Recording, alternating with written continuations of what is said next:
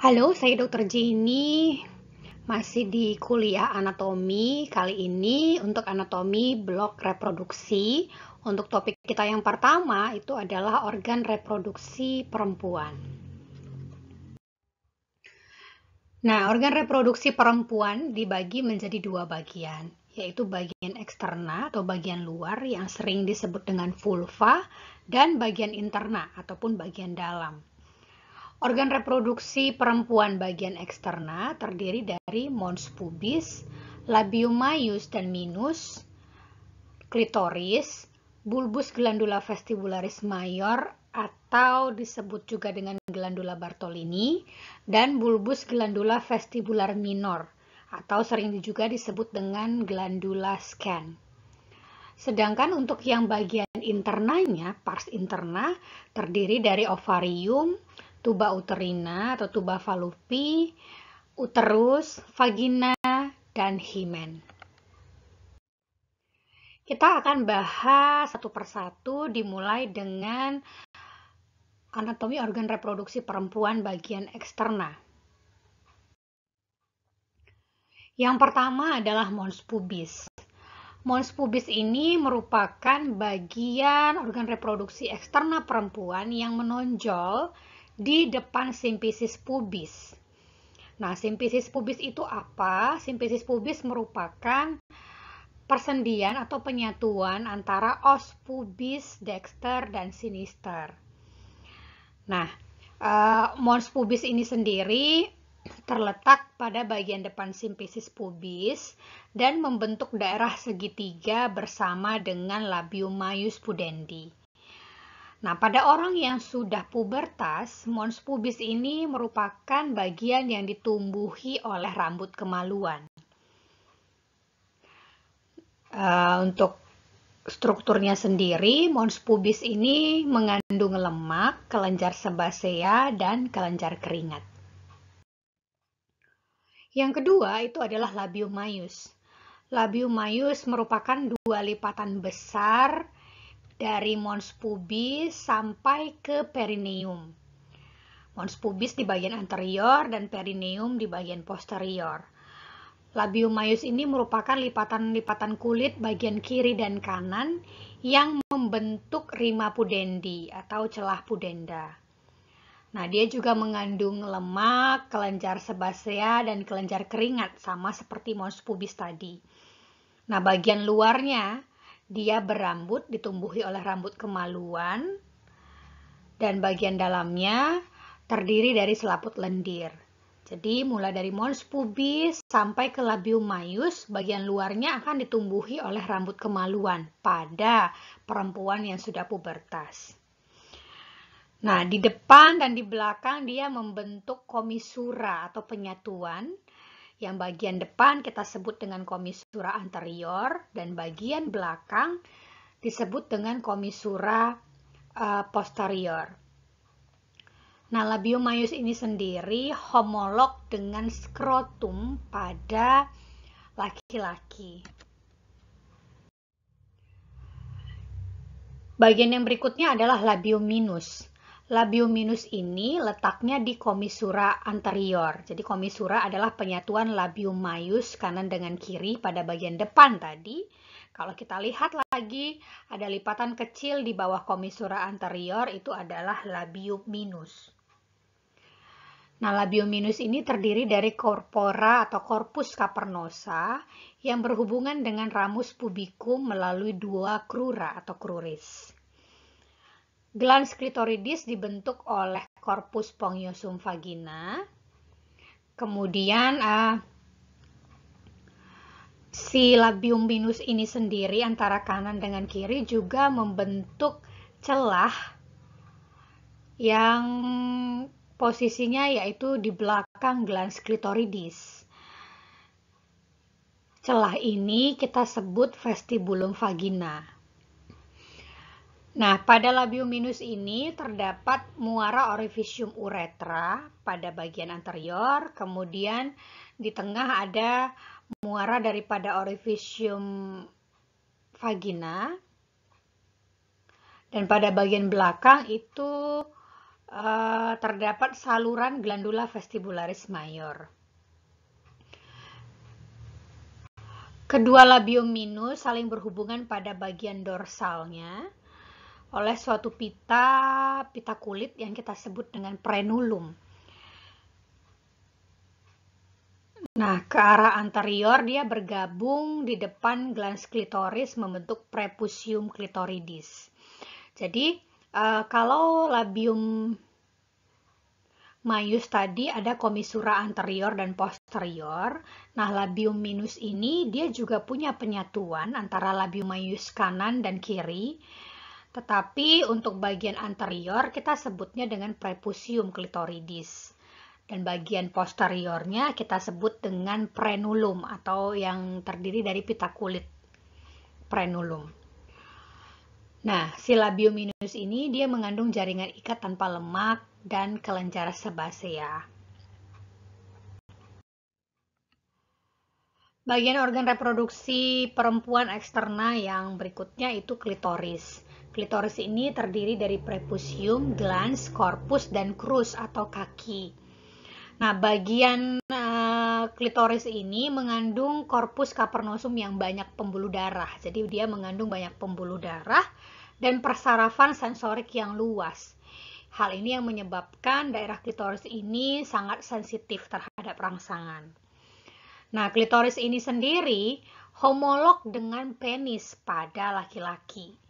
Jadi kalau labium maius tadi homolog dengan skrotum, ya kulit pembungkus testis pada laki-laki, klitoris ini homolog dengan penis pada laki-laki. Nah, ini adalah gambaran daripada genitalia eksterna perempuan. Nah, kalau kita kembali mereview bagian-bagian yang telah kita pelajari tadi, yang pertama yaitu adalah mons pubis. Ya, ini adalah mons pubis, tonjolan pada bagian anterior daripada simfisis pubis. Dan dia akan ditumbuhi oleh rambut pada perempuan yang telah pubertas.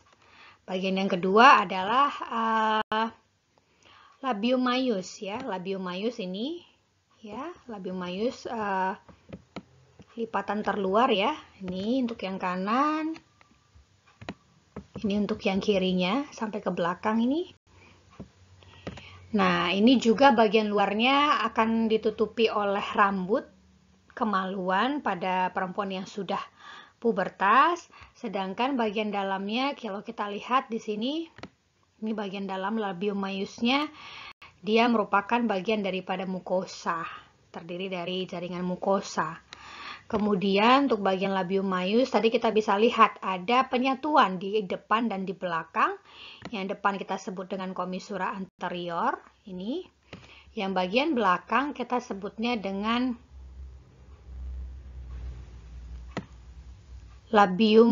komisura posterior.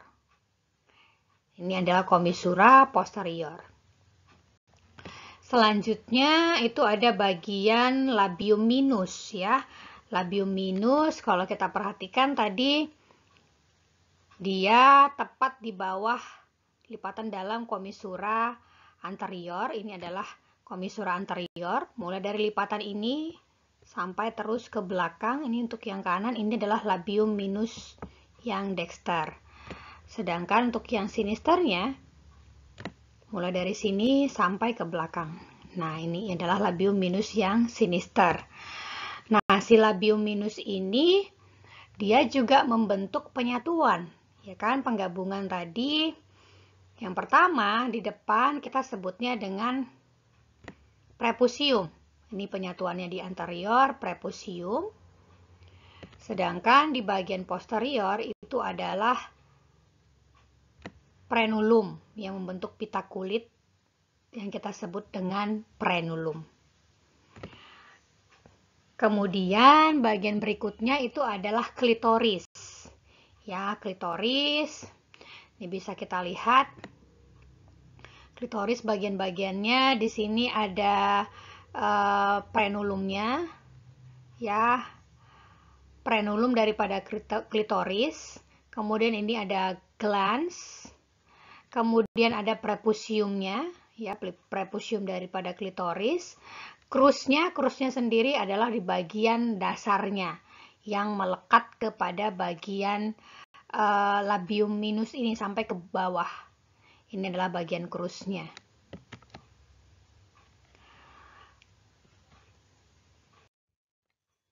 Nah, bagian yang berikutnya itu adalah bulbus vestibuli.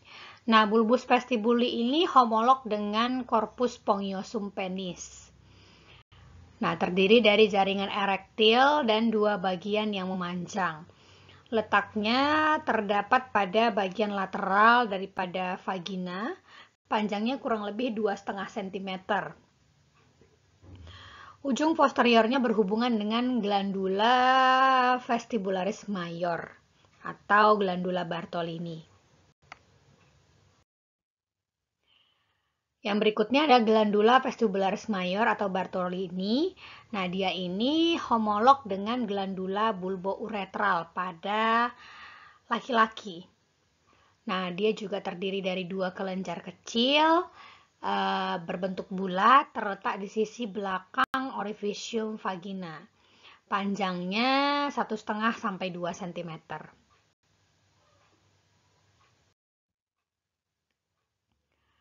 Nah, kalau kita perhatikan, ini adalah gambaran daripada bulbus vestibuli. Jadi ini ya, bulbus vestibuli atau bulbus vestibularis. Dia terdapat sepasang ya, ada dua, kanan dengan kiri. Ya, ini yang kiri sudah dilepaskan, ini yang kanannya. Nah, terdapat di lateral daripada vagina. Jadi kalau kita perhatikan, inilah vagina, bagian lateralnya itu terdapat bulbus vestibularis masing-masing kanan dengan kiri. Kemudian bulbus vestibularis ini akan berhubungan dengan glandula vestibularis major atau glandula Bartolini pada bagian posterior daripada si orifisium vagina. Ini adalah orifisium vagina. Pada bagian posteriornya itu masing-masing punya satu glandula vestibularis major. Di sini nanti akan terletak sebelah kanan, kemudian yang kirinya harusnya di sini, tetapi ini sudah diangkat ya. Yang berikutnya ada glandula vestibularis minor atau glandula Scans. Nah, ini juga terdapat sepasang kelenjar yang kecil yang terletak di sekitar orifisium uretra eksterna. Disebut juga glandula parauretral atau periuretral karena memang letaknya di sekitar uretra. Sekresinya berfungsi sebagai lubrikan atau cairan pelumas pada saat koitus atau hubungan suami istri. Nah, pada gambar ini bisa kita lihat di sini letak daripada glandula Scans. Nah, yang pertama nih kita bisa lihat glandula Scans yang dexter. Ya, ini yang dexter, ini yang sinisternya. Jadi seperti namanya tadi, glandula parauretral memang dia letaknya di dekat dengan orifisium uretra. Ini dia orifisium uretranya. Kita ke lateralnya, di sini adalah masing-masing glandula Scans atau glandula vestibularis minor ataupun glandula parauretral. Jadi ini penting untuk diketahui nanti pada pemeriksaan genitalia perempuan. Salah satu yang kita periksa adalah ada atau tidaknya sekresi ataupun discharge daripada glandula ini tadi, baik itu glandula Bartolin atau glandula vestibularis major maupun glandula Scans ataupun glandula vestibularis minor. Jadi kalau kita kembali perhatikan secara anatomi bahwa glandula vestibularis major atau glandula Bartolini itu letaknya pada bagian posterior ya, bagian posterior daripada si orifisium vagina. Jadi ini adalah orifisium vagina ya kan, ini adalah orifisium vagina, celah vagina. Jadi kalau kita lihat ini adalah glandula vestibularis major yang kanan dan ini adalah glandula vestibularis major yang kiri atau glandula Bartolini. Jadi ketika kita memeriksa sekresi ataupun adakah discharge dari glandula Bartolini untuk mendeteksi adanya Bartolinitis, kita akan memeriksa pada bagian posterior daripada orifisium vagina. Nah, berbeda dengan glandula Scans yang tadi letaknya adalah pada bagian dekat dengan uretra Ataupun kalau kita cek dari vaginanya itu merupakan pada bagian dari anterior daripada vagina, orificium vagina. Ya, sekitar arah jam 11 dan arah jam 1. Ya, tapi kalau yang glandula vestibularis mayor atau Bartolini kita akan cek arah jam 5, 4, 5, kemudian 7, 8. Selanjutnya kita mempelajari bagian interna daripada organ reproduksi perempuan atau organa femina pars interna ya. Nah, yang pertama itu ada ovarium. Nah, ovarium ini berbentuk oval seukuran dengan biji almond. Mungkin sudah pada lihat ya, udah pernah lihat ataupun pegang biji almond. Kira-kira sebesar itulah dan seukuran itulah bentuknya juga mirip si ovarium seorang perempuan. Nah, warnanya merah muda, beratnya kurang lebih 3 gram, panjangnya lebih kurang 4 cm dengan lebar 0,4 sampai 2 cm. Ya, dia berbentuk oval dengan panjang dan lebarnya pasti berbeda ya kan. Nah, si ovarium ini masing-masing seorang perempuan itu punya 2 buah ovarium yang letaknya pada lateral atas uterus, sisi kiri dan kanan. Jadi ya ada di kanan 1, di kiri 1 pada bagian lateral atas daripada rahim ataupun uterus. Si ovarium ini dibungkus oleh peritoneum yang punya nama khusus yaitu mesovarium. Kemudian dia juga punya ligamen yang menggantung ya, penggantungnya yaitu ada ligamentum suspensorium ovarii dan ligamentum ovarii proprium. Nah, ligamentum suspensorii proprii ini akan menggantung ovarium ke dinding lateral pelvis. Sedangkan ligamentum ovarii proprium ini merupakan penggantung yang menghubungkan antara ovarium dengan uterus. Jadi kalau kita lihat gambaran daripada ovarium, ini ya. Ini tadi gambaran ovarium yang katanya berukuran. Ya, bentuknya seperti biji almond, bentuk oval, ukurannya 4 cm kali 2, 0,4 sampai 2 cm, beratnya kurang lebih 3 gram ya kan. Kita punya sepasang untuk perempuan ya, kanan dengan yang kiri. Kemudian dia punya penggantung, tadi namanya ada ligamentum suspensorium ovarii yang ini ya. Jadi dia menggantungkan si ovarium ke dinding lateral. Kemudian yang kedua dia punya ligamentum ovarii proprium. Jadi menggantungkan antara ovarium dengan fundus uteri. Kemudian pembungkusnya sendiri itu adalah mesovarium, bagian peritoneum yang membungkus ovarium kita sebutnya dengan mesovarium. Jadi ovarium ini kita tahu fungsinya adalah untuk menghasilkan ovum atau sel telur daripada perempuan. Ya, pada setiap bulan 1 kali siklus menstruasi akan ada matang 1 sel telur atau ovum yang akan keluar dari ovarium secara bergantian.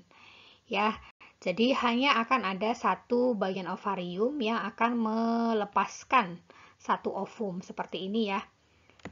Nah, ini pada bagian yang kiri ini adalah ovum yang telah matang yang dikeluarkan daripada ovarium ya. Dari follicle de Graaff akan keluar menjadi bentuk ovum pada periode ovulasi. Nah, selanjutnya ovum ini akan masuk ke tuba Fallopiae. Nah, untuk perdarahannya sendiri,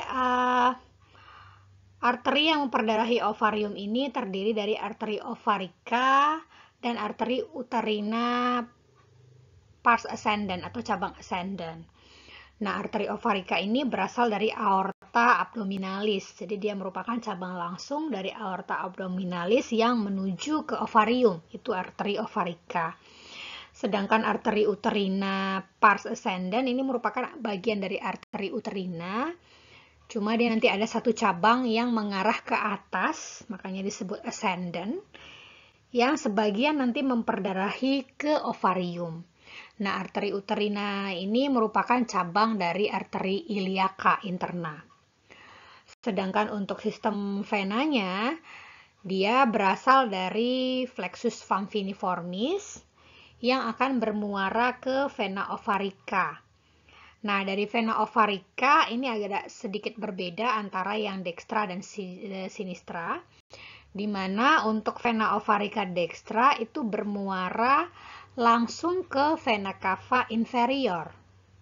Sedangkan untuk vena ovarica yang sinistra, dia bermuara ke vena renalis sinistra dulu, baru nanti dari vena renalis sinistra akan bermuara ke vena cava inferior. Untuk persarafannya dia ada dua, ada flexus ovaricus dan flexus uterinus. Jadi kalau kita lihat ini adalah gambaran suplai pembuluh darah, suplai darah daripada ovarium.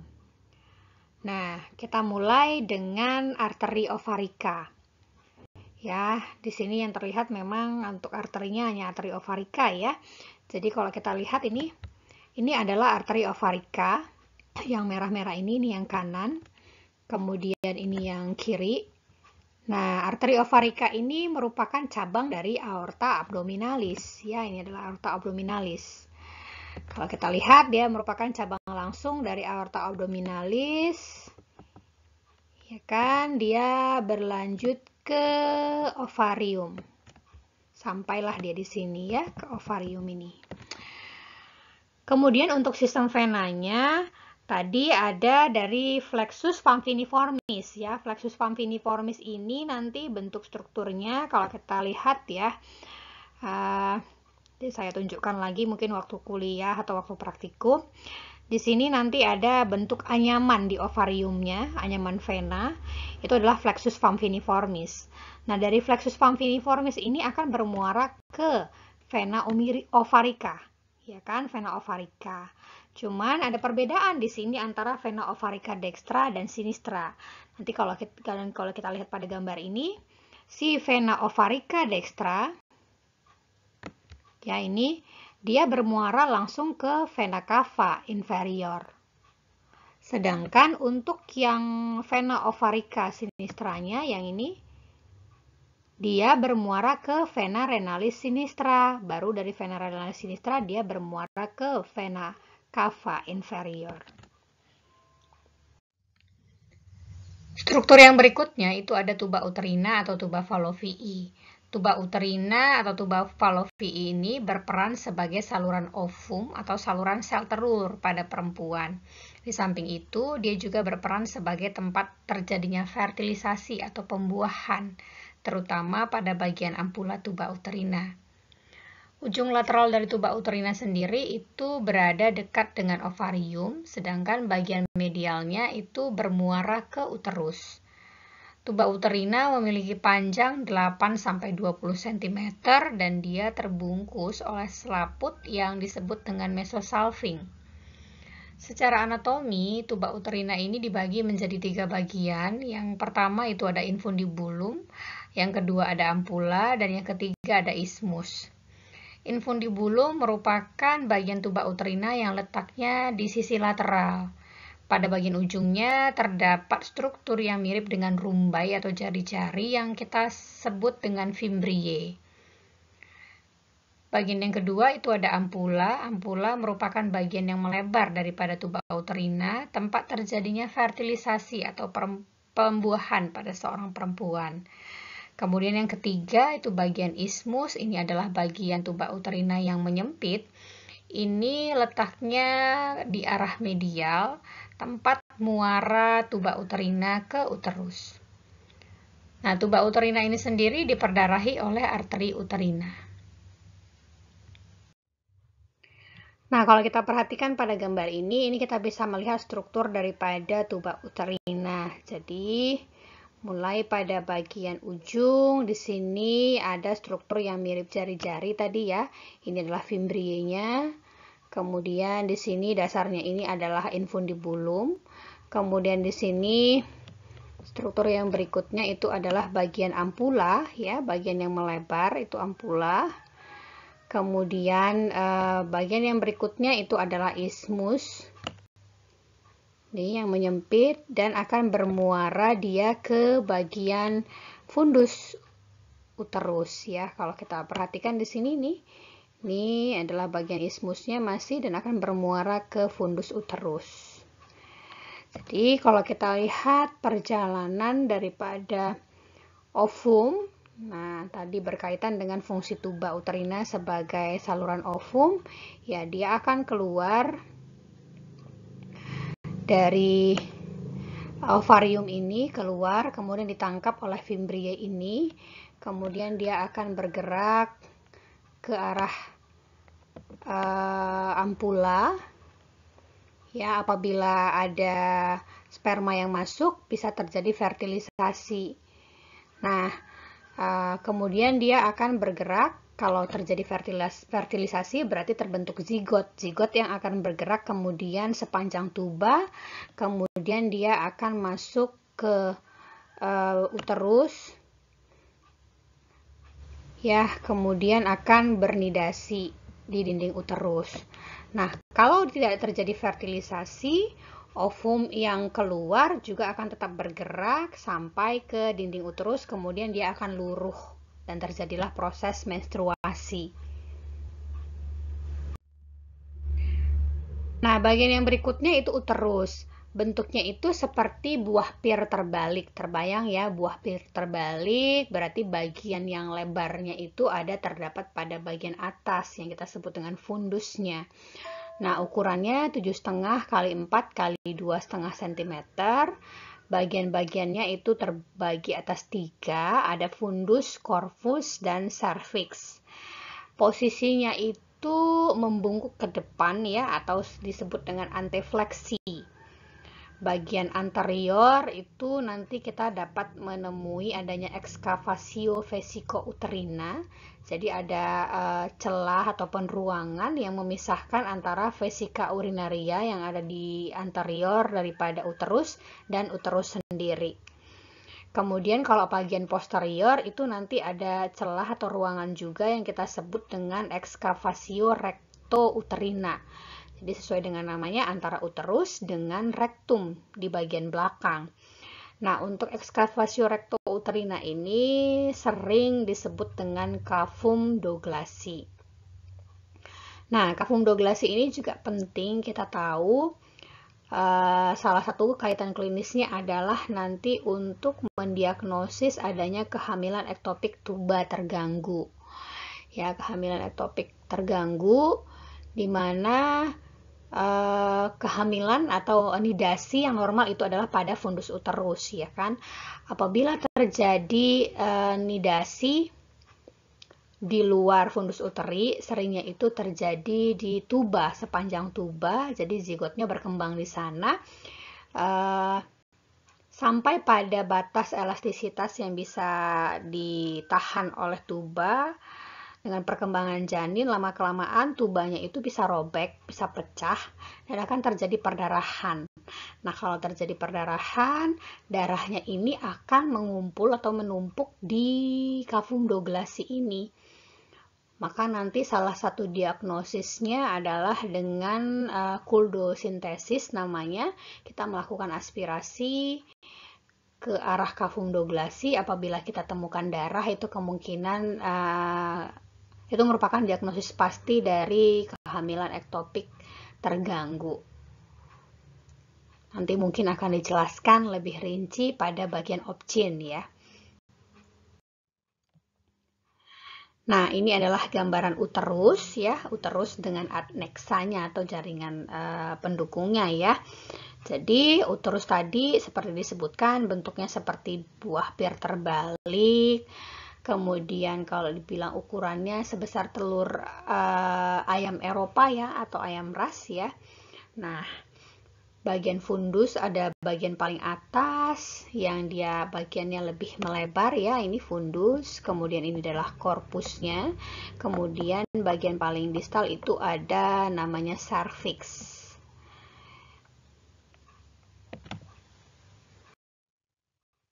Nah, kalau kita perhatikan dari potongan sagital dari lateral kiri ini kita lihat, kita bisa melihat tadi ada ruangan-ruangan yang tadi ya, atau celah tadi ada excavatio vesicouterina yang ini ya di daerah anterior. Nah, ini kan kebayang ya ada celah di sini antara vesica urinaria yang di depan dengan uterus. Ini adalah excavatio vesicouterina, maaf, ini excavatio vesicouterina. Kemudian yang belakang ini adalah excavatio rectouterina. Jadi tadi seperti penjelasan tadi, apabila terjadi pecah tuba di sini akibat kehamilan ektopik, dia darahnya akan mengalir ke belakang dan kita akan bisa menemukan darahnya melalui aspirasi yang kita lakukan dari arah rektum. Kita aspirasi di sini, kita temukan biasanya cavum Douglasnya ini akan menonjol ke arah rektum karena terisi darah. Apabila kita aspirasi, kita bisa menemukan darah di dalam spuitnya.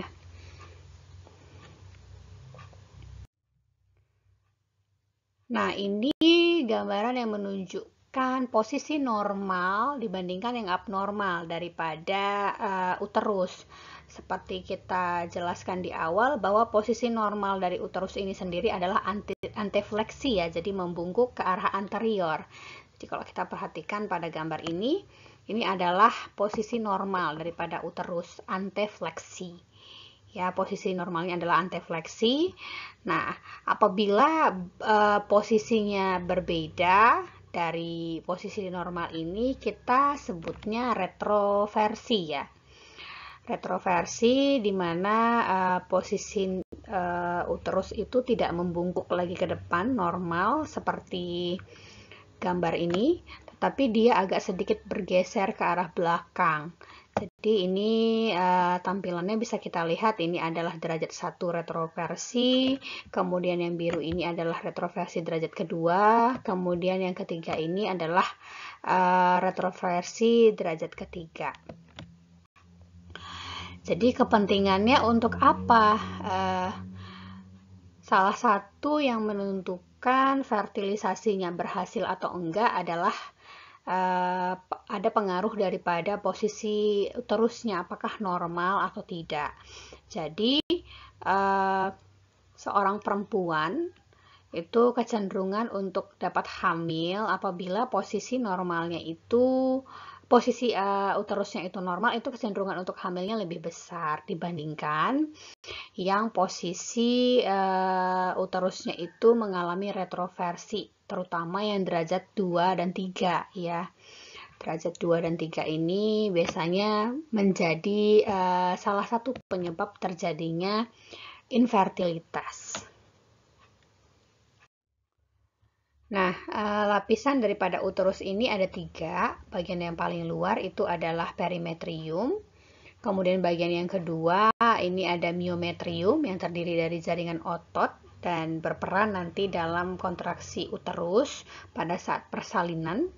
Kemudian bagian yang paling dalam itu adalah endometrium. Nah, untuk endometrium ini sebagian akan ikut meluruh pada saat seorang perempuan mengalami menstruasi. Jadi kalau kita lihat di gambar ini, nah bagian yang paling luar ini adalah lapisan perimetrium. Ya, ada jaringan ikat di situ. Kemudian bagian tengah ya, yang kedua, lapisan kedua itu adalah myometriumnya. Ya, ini. Nah, kalau yang di sini ini.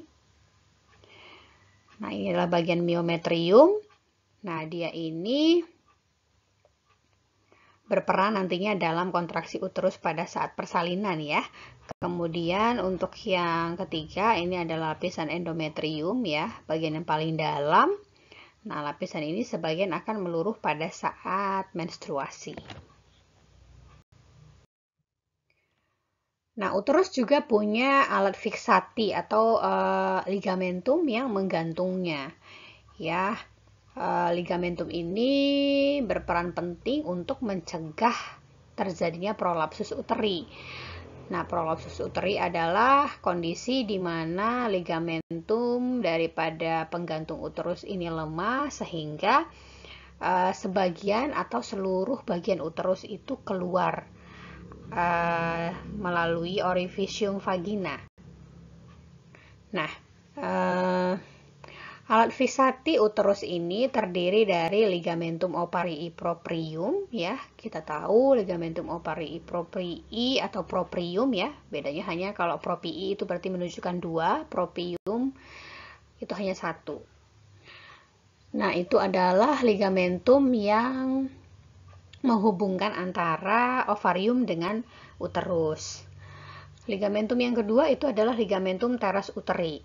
Ligamentum teres uteri adalah ligamentum yang menghubungkan uterus ke bagian lateral daripada dinding pelvis. Kemudian yang ketiga ada ligamentum latum, ya, atau sering juga disebut broad ligament. Ini bagian yang ligamentum yang cukup lebar yang memfiksasi nanti pada dinding lateral daripada uterus ke arah pelvis. Kemudian ada ligamentum suspensorium ovarii. Nah, karena antara ovarium dengan uterus itu kan ada penghubungnya ligamentum ovarii proprium. Nah, ovarium ini sendiri nanti akan difiksasi lagi oleh ligamentum suspensorium ovarii ke arah dinding lateral pelvis. Maka di sini ligamentum suspensorium ovarii juga ikut sebagai alat fiksati untuk uterus. Kemudian yang berikutnya itu ada ligamentum uterovesicalis. Jadi antara uterus dengan vesika yang ada di anteriornya.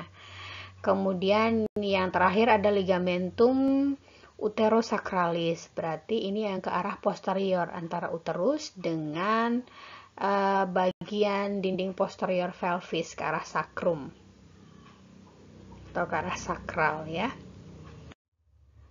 Nah, selain keenam ligamentum tadi, posisi uterus juga dipertahankan oleh ligamentum yang lain. Yang pertama ini kita bisa lihat, ini ligamentumnya ini terutama pada dasar panggul, ya. Nah, yang pertama itu ada ligamentum sacrocervical. Jadi ini di arah bagian distal, ya, darah serviks ke arah sakrum. Kemudian juga ada cardinal ligamen, ligamentum cardinale, dan ada ligamentum fubocervical. Ya, ini letaknya pada dasar panggul, bagian distal, ya, daripada pelvis. Kemudian selain ligamen ini ada juga nih otot-otot dasar panggul, ya, otot-otot dasar panggul yang akan berperan, ya, membantu posisi uterus tetap pada posisinya dan tidak terjadi prolapsus uteri.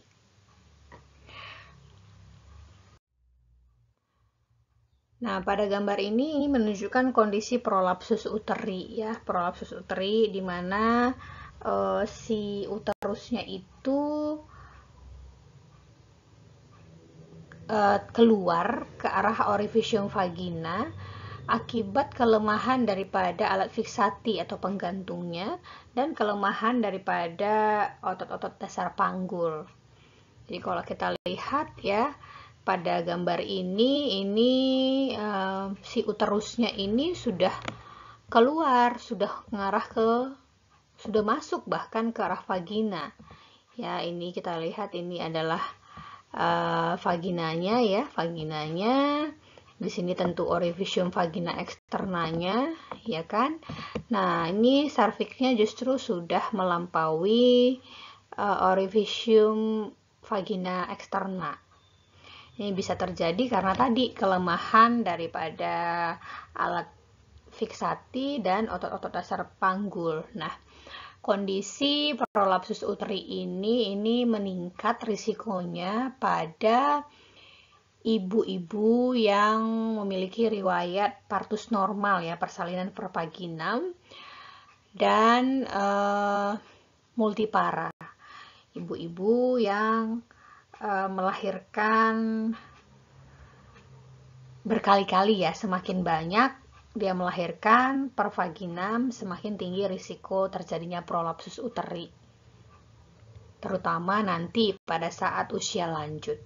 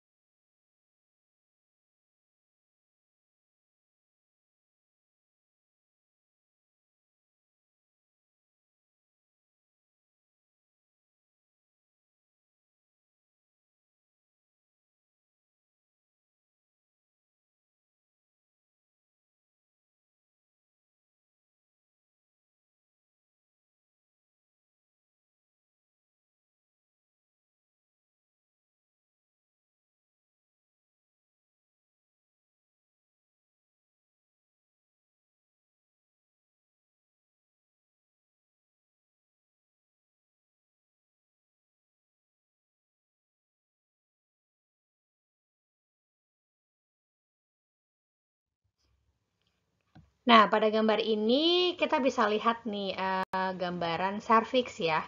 Jadi ini adalah bagian dari serviks. Nah, ini dia bagian serviks. Tadi disebutkan tengahnya ada kanalis cervicalis. Ini dia kanalis cervicalisnya. Yang mulai dari ostium internal, ini ostium internal, dan ini ostium eksternal. Kemudian, tadi disebutkan dia punya porsio dan fornix. Ini porsionya. Porsio ini juga sama porsio. Dia sebenarnya melingkar ya. Ini karena dipotong, dibelah bagian depannya kita ambil jadi seperti terbagi dua seperti ini. Nah, porsio ini apa? Dia adalah bagian serviks yang menonjol ke arah vagina. Ini adalah vagina. Sedangkan struktur yang kebalikannya ini, cekungannya ini namanya fornix. Ya, bagian vagina yang mencekuk ke arah serviks ini fornix, ini porsio.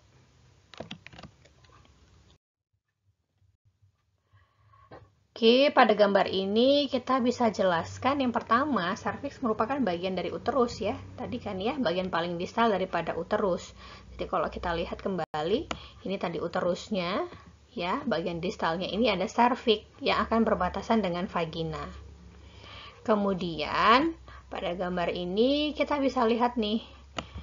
Nah, ini kita bisa lihat ini merupakan gambaran yang akan kita lihat pada saat kita melakukan pemeriksaan in speculo ya. Jadi kita bisa melihat gambaran seperti ini. Nah, inilah ectocervix. Cervix yang dilihat dari luar. Ya kan? Ini tadi bagian yang nonjol ini adalah porsionya, sedangkan yang mencekuk ini adalah bagian fornixnya, ya, melingkar dia sebenarnya. Kemudian kalau kita lihat lagi lebih dekat nih, ini endocervix, bagian yang di dalam ya. Ini adalah endocervix, ini bagian luarnya ectocervix tadi disebutkan. Ini endocervix.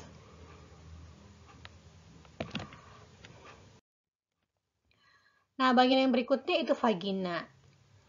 Jadi, vagina itu yang mana? Ya mulai dari cervix tadi, ya yang bagian paling luarnya tadi ada porsio kita sebutkan, sampai ke orificium vagina externa ya, sampai ke celah vagina bagian luar.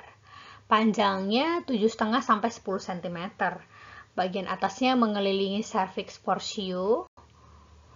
Kemudian ini yang kita sebut tadi ya, bagian atas yang mengelilingi cervix porsio vaginalis atau bagian vagina yang mencekuk ke arah cervix yang kita sebut dengan fornix tadi ya. Fornix anterior dan ada fornix posterior. Yang anterior yang mana sesuai dengan posisi anatomi ya. Yang bagian anterior ya anterior, yang bagian posterior kita sebutnya fornix posterior. Kemudian pada pinggiran orificium vaginalis ya, itu akan kita temukan adanya himen yang melekat ya, himen atau selaput darah kalau bahasa awamnya. Ini yang menentukan apakah seorang perempuan disebut perawan ataukah tidak. Jadi dilihat dari himennya masih intak atau enggak. Seperti itu. Jadi kalau kita lihat ini tadi ya, sepanjang inilah vagina ya. Ini adalah vagina yang katanya 7,5 sampai 10 cm ya, ini vagina. Mulai daripada perbatasan serviks ini sampai nanti ke bagian luar, di sini ada orificium vagina. Ya, orificium vagina. Lalu di sini nanti kita temukan adanya fornix, tergantung posisi. Di depan sini ya fornix anterior, yang di belakang sana berarti fornix posterior. Kemudian di bagian luar sini, di orificium vaginanya, nanti kita temukan adanya himen yang melekat di dinding vagina. Nah, dinding vagina sendiri ada 3 lapisan ya, sama seperti yang tadi, yang uterus juga punya 3 lapisan. Nah, ini juga prinsipnya strukturnya kurang lebih sama, tapi mungkin nanti penyusunnya ototnya itu lebih tebal pada dinding uterus dan penamaannya sedikit berbeda ya. Untuk dinding vagina ini ada tunica adventitia, ini adalah bagian paling luar.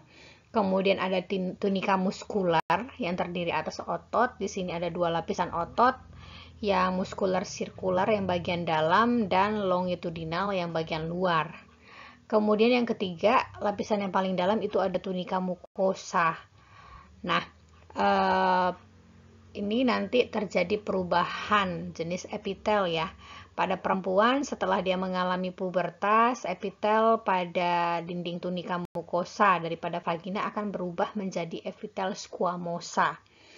Nah, mungkin untuk penjelasan tunika-tunika ini, lapisan-lapisan dindingnya ini, akan kalian dapatkan lebih rinci itu di pelajaran histologi. Selanjutnya ada himen, ya, bukan hymen ya, hymen, no, himen. Nah, jadi himen ini merupakan lapisan tipis mukosa membran yang terdapat pada orificium vagina tadi. Nah, disebutkan di sini bentuknya bervariasi antara satu perempuan dengan perempuan yang lain ya. Nah, bila sudah pecah pada saat partus atau proses melahirkan, sisa himennya akan membentuk struktur yang khas ya, tinggal sedikit-sedikit seperti itu. Kita sebutnya caruncula hymenalis. Nah, himen ini memiliki vaskularisasi yang banyak. Jadi itulah yang menyebabkan kenapa koitus pertama sekali biasanya seorang perempuan akan mengeluarkan bercak darah ya. Tapi banyak tidaknya bercak darah yang akan dikeluarkan itu tergantung kepada bentuk daripada himennya sendiri, kemudian tergantung ketebalan daripada himennya. Ya, jadi akan berbeda antara satu perempuan dengan yang lain untuk perdarahannya, berkaitan dengan tadi ya, strukturnya yang berbeda juga atau bervariasi. Nah, kalau kita lihat nih bentuk-bentuk daripada himen ini sendiri ya. Yang pertama, gambar yang pertama ini adalah anular himen ya. Anular, bentuknya bulat, menyerupai cincin disebutnya ya, anular himen. Kemudian ada juga yang bentuk yang kedua, septate himen. Jadi himennya ada sekatnya, bentuk anular tetapi di tengahnya ada sekatnya. Kemudian yang ketiga ini cribiform himen ya, himen cribiformis ya. Bentuknya berlubang-lubang kecil, mirip saringan ya, cribiformis. Kemudian yang terakhir ini adalah himen pada perempuan yang telah melahirkan. Jadi pada saat melahirkan tentu saja himen ini akan pecah dan akan bersisa seperti ini. Ini yang kita sebut dengan parous introitus. Jadi himen pada seorang perempuan yang telah melahirkan. Nah, sisa-sisanya ini kita sebut dengan caruncula hymenalis. Ya, ini caruncula hymenalis. Jadi seperti yang saya bilang tadi, yang saya sebutkan di awal, karena bentuknya memang bervariasi, ketebalannya pun bervariasi, maka perdarahannya pada saat koitus pertama sekali tentunya juga berbeda antara satu perempuan dengan perempuan yang lain ya. Nah, itu saja penjelasan dari saya mengenai topik kita yang pertama, yaitu anatomi organ reproduksi perempuan. Kita akan lanjutkan ke topik yang kedua, yaitu anatomi glandula mamae atau kelenjar payudara.